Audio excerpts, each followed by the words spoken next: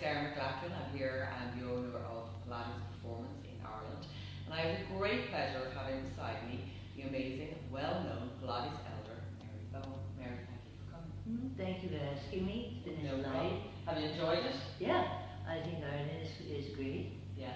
People are great. I wasn't sure what it would be like. It's just beautiful. Thank you so much. We're so glad to get honestly, and I've asked all the students. We've had a great weekend here of Mary's knowledge. Mary, I just want to know, how have you seen Pilates evolve? There's a lot of chit chat about traditional Pilates and contemporary Pilates. What's your feeling of that conversation that's out there? Well, I've always gone my own way, and I think everyone should. So it's been my own evolution along with the general collective evolution. And I think it's very different from what it was, and it's combined with a lot of knowledge about the body that wasn't available for Joe and Clara, and where things were in tight grips and held is no longer as believed that should be so. It's much more natural now I would like to say to an animal being in us. And being born and intuitive, I've always needed to grow more like an animal. And that's been the deepest part of me. So I had to evolve naturally. And it was not natural back with Joe and Clara. It was made to happen. And at the time when I started, I was very happy with anything. I was happy with them. And they were so dedicated and committed to what they were doing. I had no argument with anyone I studied with. I studied with Joe and Clara 6.5 years twice a week, then 7 years with Bob Seed, then 7 years with Romana Krasnoska, 7 years with Kathy Grant. You see, there is something to the 7-year itch. And then 5 years with Bruce King, who died after 5 years. And then at the same time with someone I had taught, who was now coming in to the evolving integration of Pilates with physical therapy, Jean-Claude West. He went west to California and is deepening it intellectually. So, and had a terrible accident, but is still back to work. So, and then I've been 20 years with Christine Wright in New York. I always did my lessons in New York. So there's nothing I could do but evolve if I'm going to do lessons for 56 years. I think a lot of people who do Pilates today, some people at least, are confused. Should they choose classical Pilates or this contemporary Pilates? And, some studios will say they're classical only. Well, I'll tell you what Kathy Grant said when this question was asked by the editor, Suzanne of Pilates Style years ago. And there was Kathy, then Alita, San Miguel, and myself, and then Ron Fletcher. And we were all asked the same question. And it was fun. It was a breakfast meeting. And lots of young ones out there listening. And so the question was, what do you think about the argument between classical and contemporary? And here comes Kathy Grant with the Bible. Classical? What's classical? I don't know any classical. I only know what I do. That's it. That's all you'll ever know.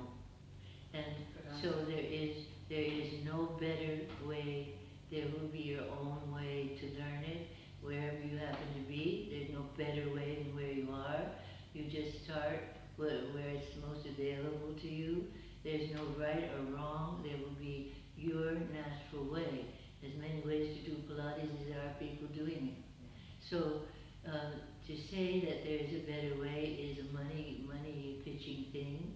And it's also, there was no classical's a made up thing. It's been called authentic for a while, and then it turned into classical. Joe wouldn't know what you're talking about. There was no Pilates method, there was just contrology with Joe. And there were none of the 5 principles. There was just what Joe taught, and all that has been laid on it. It's like Christianity got laid on what Jesus did, So the word classical is a marketing word. But more than a yeah, Pilates or it's something. and it's to try to convince you that they're superior. Okay, okay, And okay. one of those studios, you might say, does beautiful, wonderful work because of individuals who happen to be teaching in it, but not necessarily. You could find a beautiful teacher anywhere, and I think an evolving philosophy is much more alive and flexible, growing thing than something that you should rigidify. And Yeah, you yeah. can talk people into it, and they'll pay you. But I couldn't validate myself doing it because I have evolved so much, and I'm still evolving, still taking lessons. Though my teacher's gone to Toronto, Christine Wright, and I'm thrown on myself, soon to be 85 years old, 85. to teach myself. Yeah. Well, maybe I'm up to it now. Yeah. To call on. I have a lot to draw on, but my body is my main teacher, and the thing that's the deepest in you will be your main work. And for an intuitive, that's the body. So I go alone into a studio, put on the music, and put myself, especially on the Cadillac, where there's so many varieties of movement available, and I don't think of that lesson that I'm having with myself. The body just takes off.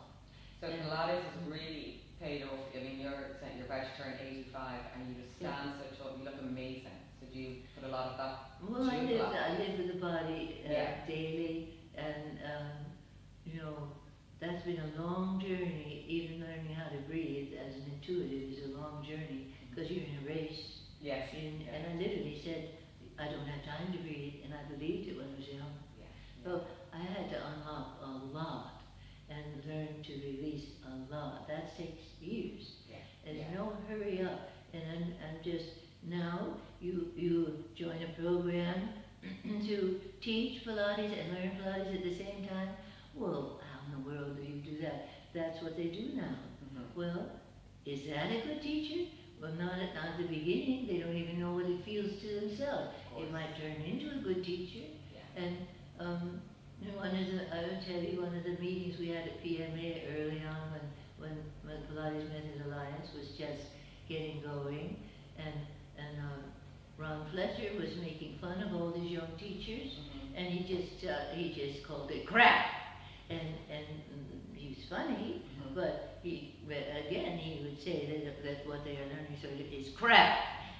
And I think it was unkind to the young ones that are trying so hard and trying to belong to this thing that's now a world community, which is beautiful. So I had to say, they had answered my hand up in the air. I said, you do not know from where a person starts, where they will end up, who's going to go deep into it, who is really going to make it a life work. That you cannot know, so we have no right to call it crap. Which leads me to my last question too. Give me your fondest memory of working with Joe and Clara Pilates. Or what makes you laugh? Well, laugh, but I think I remember the hands-on me of Clara because it reverberates for a lifetime, and the hands-on you of Joe is like when you're doing the spine stretch forward on the mat. It's like a bear walking on your back, and but he was never unkind to women. He liked women. And funny is something that he was not funny. He never tried to be funny. He just was. He was an isness, and I loved the sound he made that not everybody heard when he had to accept that you would not exactly do what he asked of you. Mary, give me that sound, because I might train all my teachers, but to use that so my clients No, nobody but Joe could make that sound. Really? Okay. It's just sort of like, come 3 times a week, you must, I said, I cannot come 3 times a week from on the train above New Haven. I come, well, I could come maybe 2 times a week, Joe. And then he would go, and that's an acceptance of, all right, but it's not what he wanted. No, and he did it even in a dream when he came to me. He's still did that sound.